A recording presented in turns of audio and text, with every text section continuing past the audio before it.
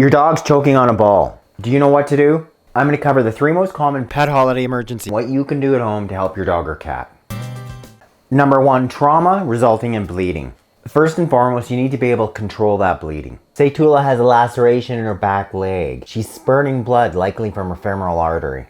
You're going to apply pressure over top of that wound with the gauze. If she bleeds through that gauze, you're then going to apply more gauze on top. You're not going to remove it and apply fresh gauze. And you're going to use some sort of tape, putting that over top of that wound, applying a fair amount of pressure because we're trying to constrict the blood flow.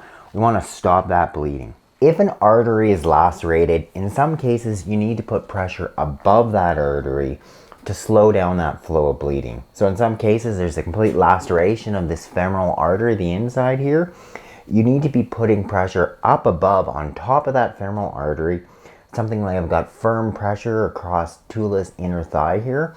I'm occluding that femoral artery, stopping the flow of blood. Number 2, poisonings. Your 20-pound dog is eating 3 tablespoons of these dark chocolate chips. That's potentially seriously toxic. Chocolate toxicity this time of year in dogs is extremely common. I'm going to put a link in the description box to the chocolate toxicity calculator, so if your dog has ingested chocolate, you know whether you need to be worried or not. Dark chocolate is most toxic. The toxic ingredient is theobromine. It can cause vomiting, diarrhea, increased heart rate, increased breathing rate, tremors, seizures, and in some cases even death. So you see what your dogs consume, you calculate the amount, potentially looks like it's toxic. Like, what do? Ideally, you should have this on hand. This is 3% hydrogen peroxide. If Tula were to consume 3 tablespoons of these, I would be inducing vomiting with the hydrogen peroxide. The standard dose I use in practice, it was 1 teaspoon or 5 mils per 10 pounds of body weight. In some cases, they're now suggesting you can double that amount. I generally found that the 1 teaspoon per 10 pounds of body weight was effective.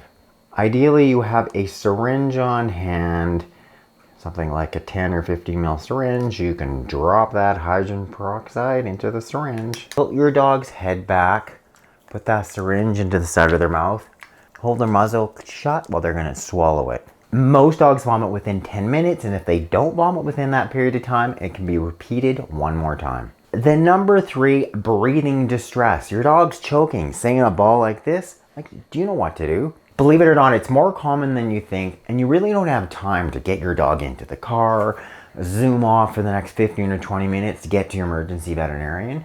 If they really are choking, their airway is obstructed, then you need to be able to act immediately. I want to really thank one of our subscribers who wrote in and said her dog was choking on a ball. She was able to perform the dog Heimlich, essentially get her dog to expel that ball. And because of that, her dog's alive today.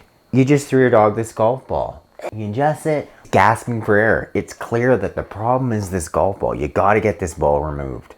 You sweep your finger into the back of your dog's throat. You can feel the tip of the ball, but it's all slimy, covered with saliva. If anything, you might even just be pushing it down further. You can't hook it and pull it out. Here's the Heimlich that I've taught for any small to medium-sized dog.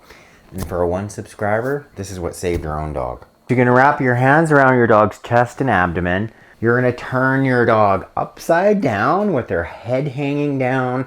Her spine is against your belly. You're gonna be putting force on your dog's stomach here, her abdominal wall. You're pushing in and down. Because what you're trying to do is use the gravity along with you putting force in your dog's diaphragm to expel that ball. So it's like 1, 2, 3, 4, 5.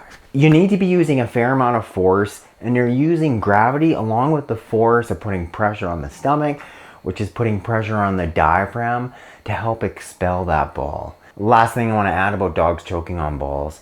It is incredibly difficult to remove a ball like this covered in saliva. I mean, I saw dogs come into the clinic fully obstructed. You know, even with all of our tools, it was really difficult to remove those balls.